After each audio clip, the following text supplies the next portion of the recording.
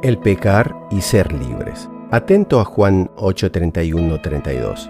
Entonces Jesús dijo a los judíos que habían creído en él: si ustedes permanecen en mi palabra, serán verdaderamente mis discípulos y conocerán la verdad, y la verdad los hará libres. Cuando el Señor se dirige a los que creyeron en Él a causa de su discurso, les hace una promesa: si permanecen en su palabra, serán verdaderamente discípulos. Esta promesa no ha cambiado y en realidad no es una promesa, es afirmación rotunda. Para ser verdaderos discípulos hay que permanecer en su palabra, y esto no significa otra cosa que la cercanía con la palabra de Dios y su práctica. Cuando decimos que somos seguidores de alguien, que consideramos a alguien nuestro maestro, significa que conocemos su enseñanza. No se puede admirar la doctrina de alguien si primero no se la conoce, porque o somos simples fanáticos que no tienen ni idea de por qué siguen a alguien, o somos necios que afirmamos algo que no conocemos. Por esto nos pide Jesús que permanezcamos en su palabra, porque si no conocemos sus enseñanzas, si no las internalizamos y las masticamos diariamente, somos malos discípulos.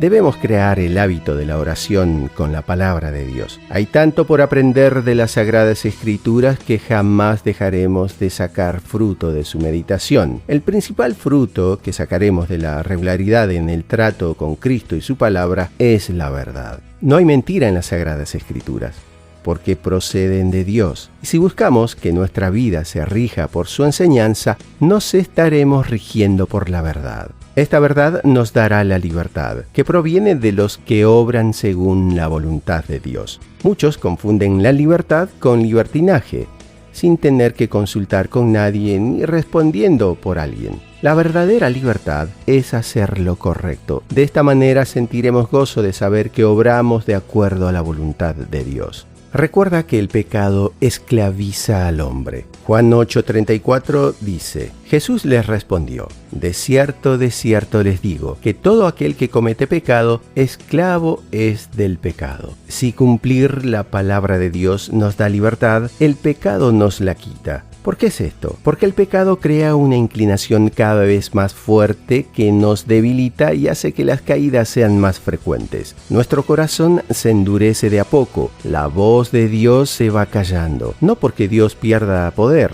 Él es todopoderoso, ante el cual no hay barrera que resista su gloria. Pero es tan grande en su amor que quiso darnos la libertad para elegirlo. Es por una misteriosa unión entre la voluntad de Dios y nuestra libertad. El pecado deteriora estas facultades, dejándolas endurecidas y encallecidas, cada vez más impermeables al amor de Dios. Al acostumbrarnos de a poco a contradecir la ley de Dios, el pecado nos tira más hacia él.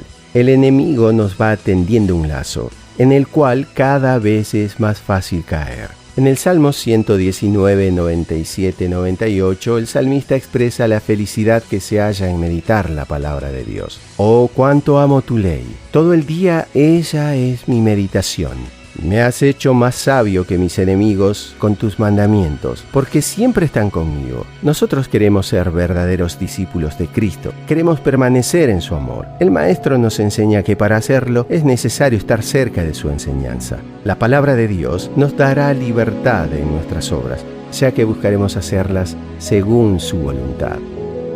Piénsalo.